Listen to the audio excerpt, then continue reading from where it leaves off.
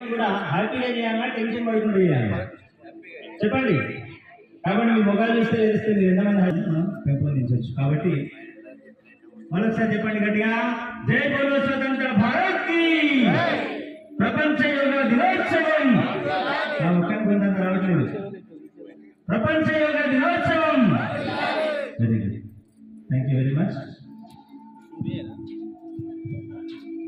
ఇప్పుడు కృష్ణమోహన్ సార్ గారు యోగా గురించి చాలా అద్భుతమైనటువంటి విషయాలు చెప్తున్నారు, కానీ ఎవరు వినట్లేదు. వినండి సరే. దాంట్లో ఎంతో కొంత మనకు కనుక తెలిసి కంపల్సరీ మన రోజువారీ జీవితంలో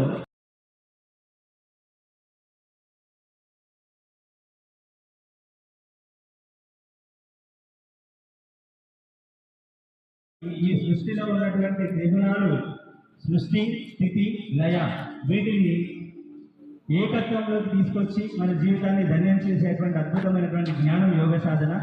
ఈ యోగ సాధన ఇప్పుడు మనం ఈ రోజు చేసేది మొత్తం యోగా కాదు, మనము యోగాలో అడుగు పెట్టడానికి ఒక నాందిగా మనం చేపడుతున్నాం. కాబట్టి నాందిగా మొదలుపెట్టి మన జీవితాంతం మన యోగ సాధనలోనే ఉండేటట్టుగా అందరూ కూడా కృషి చేస్తూ సాధన చేస్తూ మీరందరూ కొనసాగించాలని మనస్ఫూర్తిగా ఈ సందర్భాన్ని మీ జీవితంలో ఒక తీపి గుర్తులాగా ఉంచుకొని ప్రతిరోజు ప్రతి క్షణం పండుగలాగా మనందరం కూడా జీవించాలని కోరుకుంటూ మరికొద్దిసేపట్లో ఈ కార్యక్రమాన్ని స్టార్ట్ చేస్తున్నాం.